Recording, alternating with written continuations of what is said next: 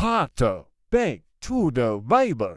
Jika kita tidak percaya kepada kebenaran Tuhan yang menyelamatkan manusia, berarti kita percaya kepada dusta iblis yang menipu, menyesatkan, dan membawa kepada kebinasaan yang kekal.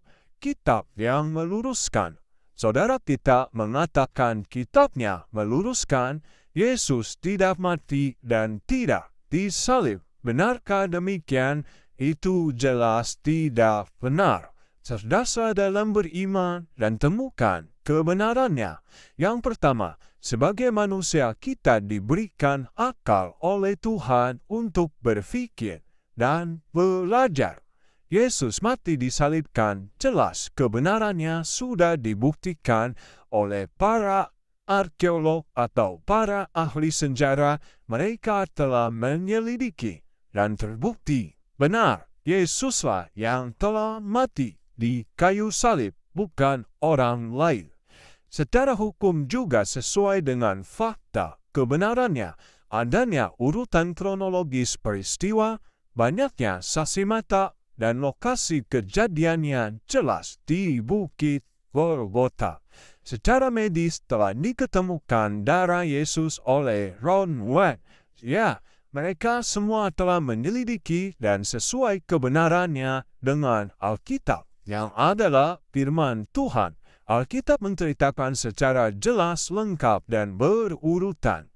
Yang kedua, Yesus mati disalibkan itu jelas tertulis dalam Alkitab yang adalah firman Tuhan. Yesaya 53 ayat yang kelima, tetapi dia tertikam oleh karena pemberontakan kita, dia diremukkan oleh karena kejahatan kita. Ganjaran yang mendatangkan keselamatan bagi kita ditimpakan kepadanya, dan oleh bilur-bilurnya kita menjadi sembuh. Ini nubuatan Yesus oleh Nabi Yesaya. Dia tertikam dan diremukkan karena dosa pemberontakan dan kejahatan manusia, dan kematiannya mendatangkan keselamatan bagi setiap orang yang percaya kepadanya. Yang ketiga, tidak ada Tuhan yang meluruskan kitab sebelumnya selain prasangka belaka, asumsi, dugaan yang dianggap benar. Ya, itu tidaklah benar karena Tuhan tidak akan mungkin salah dalam berfirman ataupun menyatakan kebenarannya. Manusia bisa salah, tetapi Tuhan tidak pernah salah.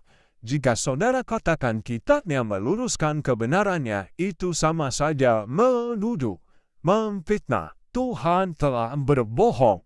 Tuhan tidak benar dalam menyatakan kebenarannya.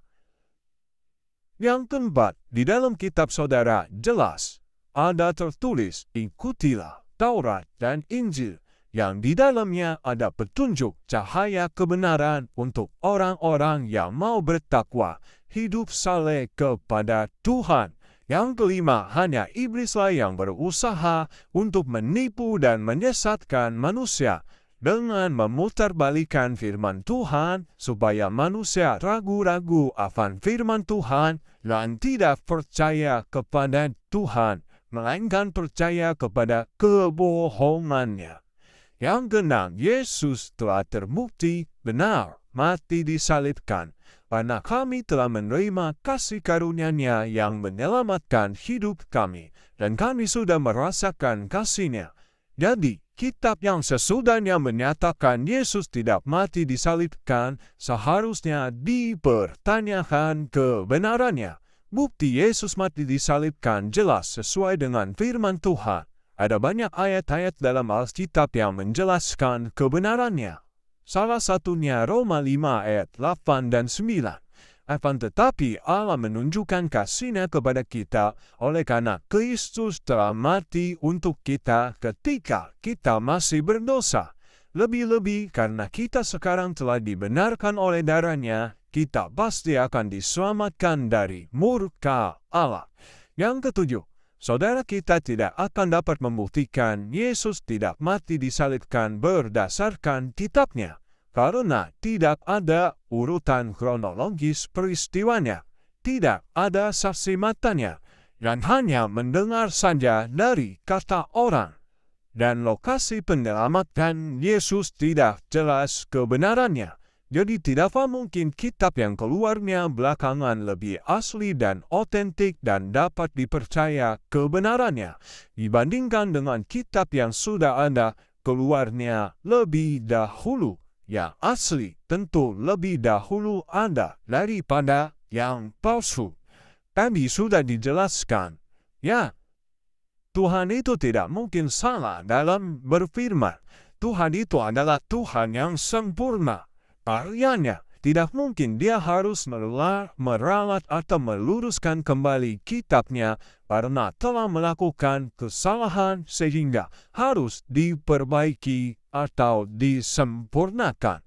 Back to the Bible. Kembalilah kepada jalan yang benar. Yesus mengasihimu, Dia menunggumu untuk menyelamatkanmu.